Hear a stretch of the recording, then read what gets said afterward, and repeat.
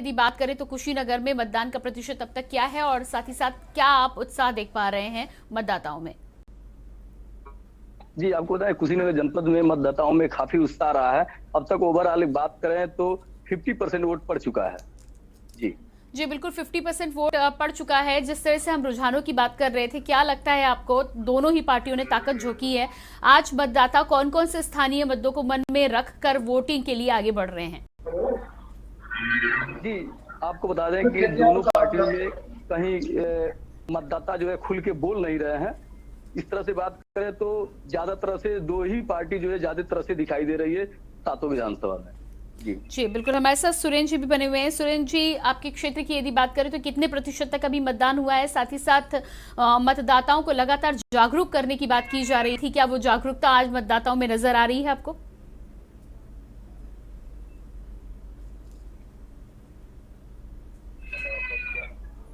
क्या मेरी आवाज आप तक पहुंच पा रही है सुरेंद्र जी?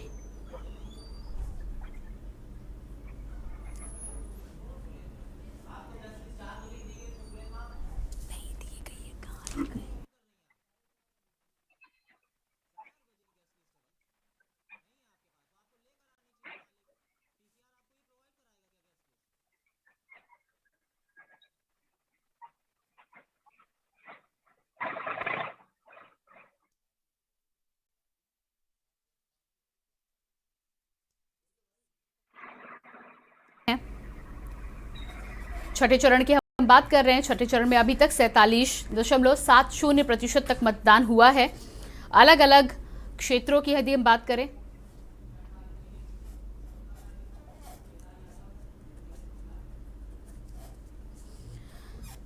तो अलग अलग जगहों पर मतदान का प्रतिशत अलग है। साथ ही साथ मतदाताओं को लगातार जागरूक करने की बात की जा रही थी। पुरुषोत्तम दुबे संवाददाता सिद्धार्थनगर से हमारे साथ जुड़े हैं और साथ ही साथ बलरामपुर से नीरज शुक्ला हमारे साथ बने हुए हैं। पुरुषोत्तम, सिद्धार्थनगर की यदि बात करें तो सिद्धार्थनगर में क्या कुछ स्थिति, कितने प्रतिशत तक अभी मतदान दर्ज किया गया है? जी, आपको बताना चाहेंगे कि सिद्धार्थनगर जिले में 46.60% मतदान अभी तक हो पाया है और मतदान केंद्रों पर जहां तक मैं बात करूं तो मतदान केंद्रों की बात करें तो मैं कैमरामैन से चाहूंगा कि मतदान केंद्र को फोकस करें। कई मतदान केंद्र बिल्कुल सूने पड़े हुए हैं। मतदान जो है मतदान केंद्रों पर चहल पहल नहीं दिखाई पड़ रही है। जी बिल्कुल, तो चहल पहल वहां पर दिखाई नहीं पड़ रही है। लगातार तमाम डीएम के द्वारा, प्रशासन के द्वारा इस बात को लेकर कोशिश की गई थी, कवायद की गई थी कि अधिक से अधिक जागरूकता फैलाई जाए, उसका असर यहाँ पर नजर नहीं आ रहा है। जी, लगातार जिलाधिकारी द्वारा लगातार स्कूलों कॉलेजों में जिस तरह से जागरूकता अभियान चलाया गया था, उस जागरूकता अभियान का असर सिद्धार्थनगर जिले के मतदाताओं पर देखने को नहीं मिल रहा है। कहीं ना कहीं मतदान प्रतिशत जो है वो इस बात का संकेत दे रहा है कि मतदाताओं पर उस जागरूकता अभियान का असर नहीं पड़ा। जी बिल्कुल, हमारे साथ नीरज शुक्ला भी संवाददाता बलरामपुर से बने हुए हैं। जी नीरज, बलरामपुर की यदि बात करें तो क्या स्थिति बलरामपुर में इस समय आपको नजर आ रही है? जी, मैं बता दूं कि अभी तक जो बलरामपुर जिले का मतदान प्रतिशत है वो 42.69% है। तो अब जो मतदान केंद्र है वो कहीं ना कहीं सूने नजर आ रहे हैं, क्योंकि इसमें निर्वाचन आयोग की भी बड़ी लापरवाही सामने आई है। कई मतदाताओं के नाम नहीं है सूची में, जिससे मतदाता पोलिंग बूथ तक तो जाते हैं लेकिन वहां पे उनका नाम ना होने के कारण उनको निराशा देखने को मिल रही है। तो आपको मैं बता दूं, इस समय मतदान केंद्रों पर तो ना कोई भीड़ दिखाई दे रही है, एकदम सुना नजर आ रहा है। जी बिल्कुल, तो इसका मतलब है मतदाताओं में जागरूकता को लेकर जो लगातार कोशिशें की गई थी वो कोशिशें कहीं ना कहीं रंग नहीं लाई हैं। दोपहर का टाइम है, हो सकता है एक बार शाम के समय फिर लोग वोटिंग के लिए निकले। हमारे साथ केदार यादव भी कुशीनगर से लगातार बने हुए। केदार, कुशीनगर की यदि बात करें तो एक आधी छिटपुट घटनाएं ईवीएम खराब होने की भी सामने आई हैं, कई अन्य क्षेत्रों से भी आई है। कुशीनगर में कौन से पोलिंग बूथ पर ईवीएम खराब की आपको सूचना मिली है और उसको ठीक कराने को लेकर या मतदाताओं को जो परेशानी है उसको दूर करने के लिए क्या प्रयास किया गया? जी, आपको बताने की सबसे पहले जो तमकुही राज विधानसभा से ईवीएम खराब होने की शिकायत मिली थी, उसको भी हम लोग दिखाया भी है। तत्काल प्रशासन जो संज्ञान भी लिया, उसको तत्काल जो है बदलने का, उसको ठीक करने का भी काम किया। उसी बात का एक तो फाजिल नगर विधानसभा में भी 2 जगहों पे ईवीएम खराब होने की सामने आई थी, उसको भी तत्काल ठीक किया गया। पडरौना विधानसभा में एक जगह जो है ईवीएम खराब आई थी। यह बात करें तो मतदाताओं में काफी यही नाराजगी रही है कई जगहों पे कि उनके वोटर लिस्ट में नाम नहीं रहा। जो वोट डालने जा रहे हैं तो उनके वोटर लिस्ट में नाम नहीं रहा।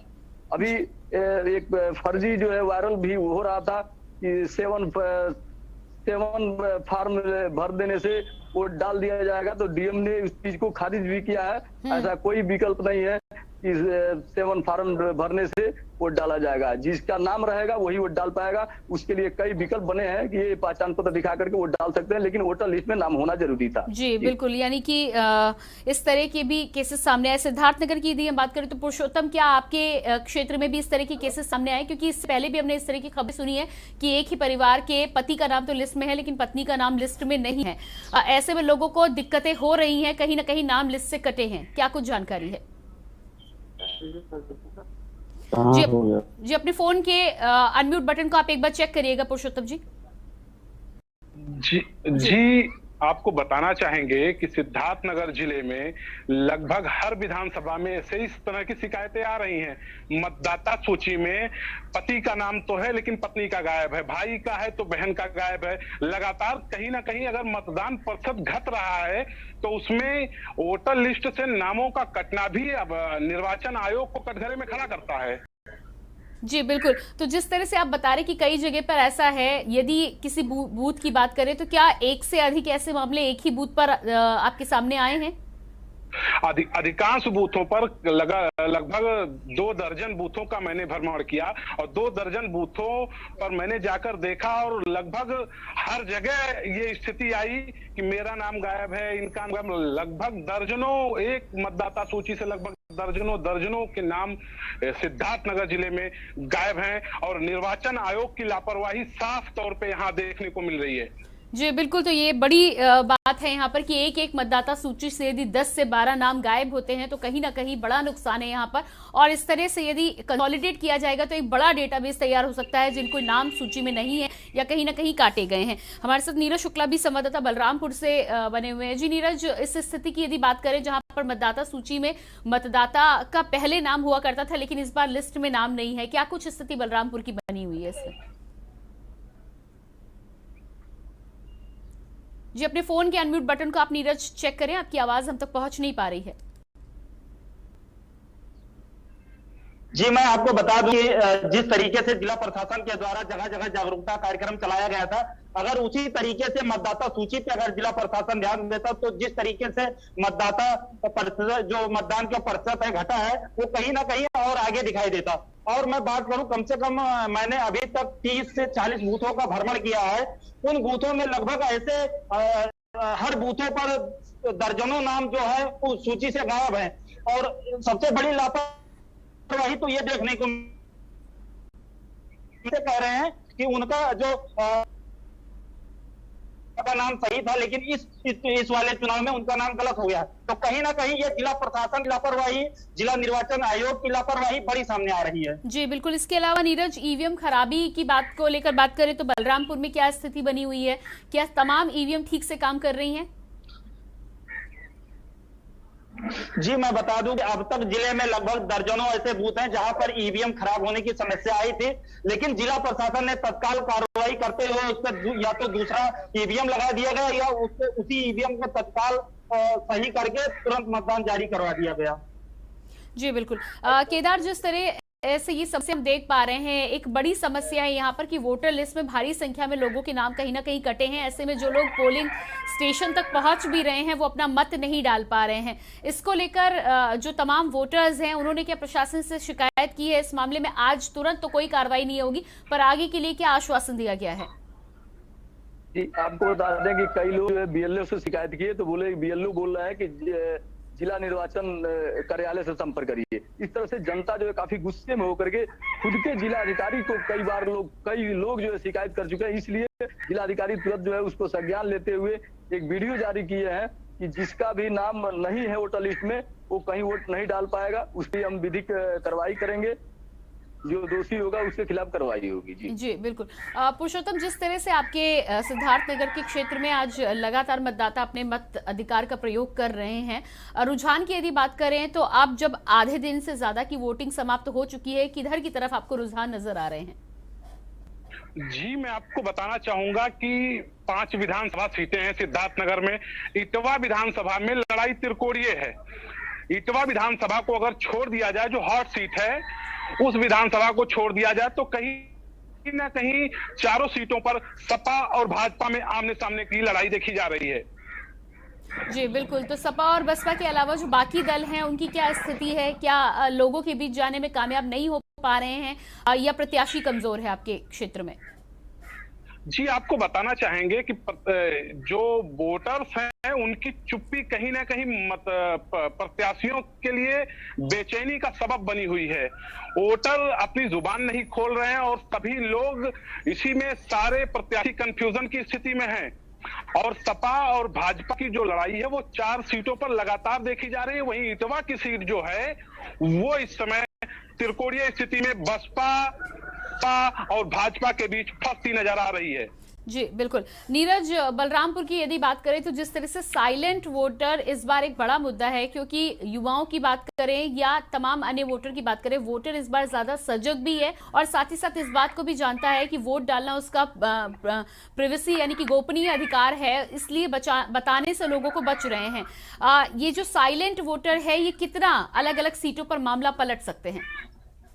देखिए, मैं आपको बता दूं कि बलरामपुर जिले में 4 विधानसभा सीटें हैं। चारों विधानसभा सीट लगभग हॉट सीट मानी जा रही है, क्योंकि बलरामपुर सदर विधानसभा क्षेत्र जो है वहां से उत्तर प्रदेश में राज्य मंत्री है पलटू राम, वो मैदान में, चुनावी मैदान में है। और पूर्व विधायक जो रहे हैं जगराम पासवान, समाजवादी पार्टी से मैदान में रहे हैं। और जो तुलसीपुर विधानसभा क्षेत्र है वो पूर्व बाहुबली सांसद जो रहे हैं, क्या नाम है, रिजवान जहीर, उनकी बेटी जेबा रिजवान निर्दल ताल हो रही है। साथ ही साथ भाजपा ने वहां से अपने विधायक को वर्तमान प्रत्याशी बनाया है और साथ ही सपा ने अपने पूर्व विधायक को वहां से प्रत्याशी बनाया है। और तुलसीपुर जो क्षेत्र है वो मुख्यमंत्री योगी आदित्यनाथ का गृह क्षेत्र माना जाता है। वहीं अगर हम गैसड़ी की बात करें तो वहां से जी बिल्कुल। नीरज, आप बने रहिए हमारे साथ, आप सभी बने रहिए, वापस आपके पास लौट के आते हैं। इसी बीच अपने दर्शकों को सीधे लिए चलते हैं गाजीपुर, जहां पर सीएम योगी आदित्यनाथ जनसभा को संबोधित कर रहे हैं। अब मुझे बताओ, जो गरीबों का हड़प रहे हैं, जो विकास के पैसे में डकैती डाल रहे हैं, उन पर बुलडोजर चलना चाहिए कि नहीं चलना चाहिए? ये भी विकास है। एक्सप्रेस हाईवे का निर्माण भी विकास है, मेडिकल कॉलेज का निर्माण भी विकास है। और गरीबों का हड़पने वाला या फिर विकास के कार्यों में डकैती डालने वाले पर जब बुलडोजर उल्टा चलता है ना, वो भी विकास है, क्योंकि पैसा घूम करके वापस सरकारी खजाने में जाता है। और भाइयों बहनों, ये बुलडोजर दोनों, विकास और बुलडोजर दोनों साथ साथ चलने चाहिए कि नहीं चलने चाहिए? सभी लोग सहमत हैं, लेकिन इसके लिए चाहिए दमदार सरकार। सहमत हैं? दमदार सरकार के लिए हमें गाजीपुर जनपद की सभी 7 सीटों पर भारतीय जनता पार्टी और 1 सीट पर उनके भारतीय जनता पार्टी के सहयोगी दल भी लड़ रहा है। ये सभी 7 सीटों पर विजय बना के भेजेंगे। 7 सीट है, 7वें चरण का चुनाव है और 7 मार्च को चुनाव है। ठीक है, भारी बहुमत से विजयी बनाएंगे। जब 7 सीट जीतेंगे, दमदार सरकार बनेगी। हमारा जो स्कोर होगा ये जाएगा 330। ऐसी सरकार चाहते हैं ना? और भाइयों बहनों, चिंता मत करिए, जो विकास प्रारंभ हुआ है, गरीबों के कल्याण के लिए जो योजनाएं चली हैं और सुरक्षा का जो बेहतर माहौल बना है, इसको और अच्छा बनाने के लिए यह अनवरत चलता रहे, इसके लिए भारतीय जनता पार्टी या प्रदेश की आवश्यकता है। आप सभी सहमत हैं? सभी सहमत हैं?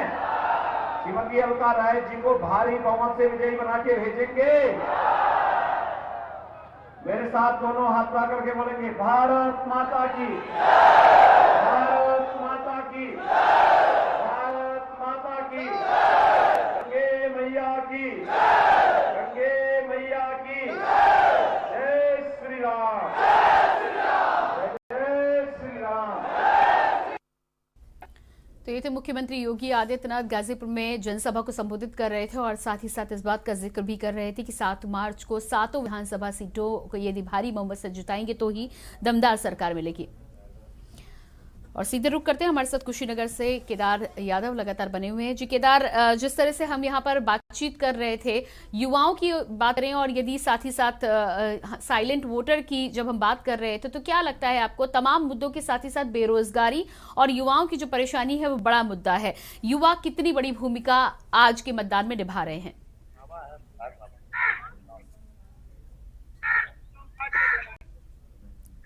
जी पुरुषोत्तम, सिद्धार्थनगर की यदि हम बात कर ले तो युवाओं की यदि बात करें सिद्धार्थनगर में, तो क्या कुछ स्थिति हुई है, कितनी बड़ी भूमिका आज निभा रहे हैं युवा, खासतौर से बेरोजगारी का मुद्दा जब से हावी है और तमाम पार्टियां उसको लेकर आगे बढ़ रही हैं? जी, आपको बताना चाहेंगे कि युवा मतदाताओं की संख्या सिद्धार्थनगर जिले में 27,000 के समथिंग है जो नए वोटर बने हैं। आपको बताना चाहेंगे कहीं ना कहीं बेरोजगारी अहम मुद्दा है, लेकिन उस बेरोजगारी के मुद्दे को दरकिनार करते कई लोगों से मेरी बात हुई, उस बेरोजगारी के मुद्दे को दरकिनार करते हुए भी वो सुशासन को उन्होंने अपने वोट, सुशासन के पक्ष में उन्होंने अपना वोट किया है। जी बिल्कुल, तो आपका कहना है कि सुशासन के पक्ष में वोट किया है, कहीं ना कहीं बेरोजगारी को किनारे रखा गया है, लेकिन उसके बावजूद भी परेशानियां तो हैं। स्थानीय मुद्दों की यदि हम बात कर ले सिद्धार्थनगर में, तो वो कौन कौन से मुद्दे थे जिनको लेकर मुख्य तौर पर आज मतदाता अपना फैसला कर रहे हैं तमाम प्रत्याशियों का, और साथ ही साथ कितनी उम्मीद है उन्हीं की अगले सरकार में या अगले विधायक उनके कामों को पूरा कराएंगे? जी, मैं आपको बताना चाहूंगा कि सिद्धार्थनगर जिला अति पिछड़ा जिला है। यहाँ अधिकांश लोग इस जिले से पलायन करके कहीं ना कहीं कमाने के लिए रोजी रोटी के सिलसिले में बाहर रहते हैं। इस सिद्धार्थनगर जिले में बाढ़ की भी एक अपनी समस्या रहती है, हर बरसात में आए दिन बाढ़ की समस्या बनी रहती है। कहीं ना कहीं ये मुद्दा जरूर वोटरों के मन में रहा होगा और वोटर कहीं ना कहीं इस बात को जरूर जहन में रखे होंगे कि सिद्धार्थनगर में भी कोई कारखाना बने जहां हमको रोजगार मिले, बाढ़ की समस्या से उनको निजात मिले। कहीं ना कहीं वोटरों के जहन में ये चीज जरूर चल रहा होगा। जी बिल्कुल, तो जिस तरह से आपका कहना है कि तमाम लोग अक्सर पलायन करके दूसरे शहरों का रुख करते हैं, तो सिद्धार्थनगर की यदि बात करें तो कितनी आबादी वाला क्षेत्र है? और दूसरी बात, यहाँ पर मतदान की यदि बात करें तो यदि बाहर लोग पलायन करने के लिए आते हैं तो मतदान का प्रतिशत पर इसका कितना प्रभाव पड़ा है? जी, आपको बताना चाहेंगे कि 19 लाख समथिंग वोटर सिद्धार्थनगर जिले में हैं।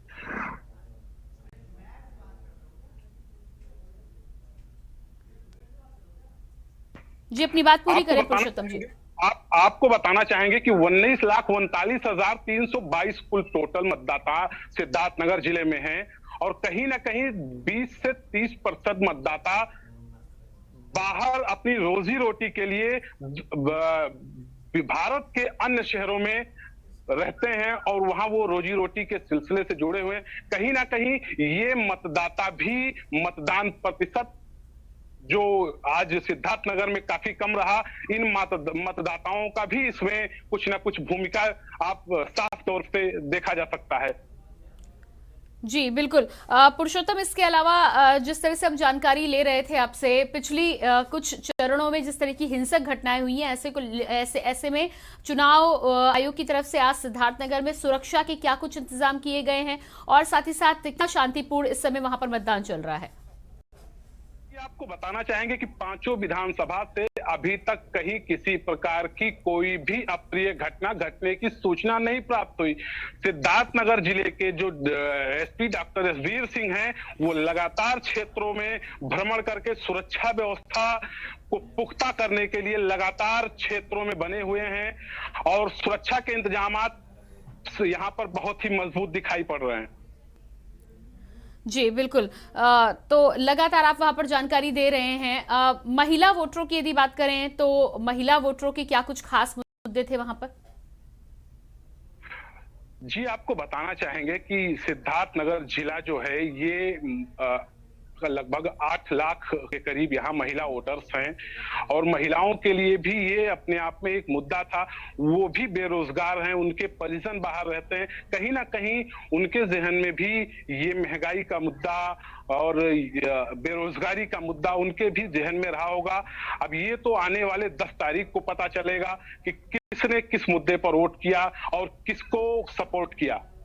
जी बिल्कुल, बने रहिएगा आप हमारे साथ। तो लगातार हम जिस तरह से जानकारी ले रहे हैं, हमारे साथ पुरुषोत्तम दुबे सिद्धार्थनगर से लगातार बने हुए हैं। पुरुषोत्तम, बहुत बहुत धन्यवाद इस तमाम जानकारी के लिए। तो सिद्धार्थनगर से तमाम जानकारी हमारे साथ संवाददाता साझा कर रहे थे। जानकारी ये दे रहे थे कि लगभग 20-25% मतदाता पलायन कर चुका है। कहीं ना कहीं मतदान प्रतिशत पर उसका भी असर पड़ता है। तो लगातार आज हम बात कर रहे हैं छठे चरण की। ताजा अपडेट आप तक पहुंचाते रहेंगे, लेकिन फिलहाल इस बुलेटिन में इतना ही। बाकी खबरों के लिए बने रहिए न्यूज़ इंडिया के साथ। नमस्कार।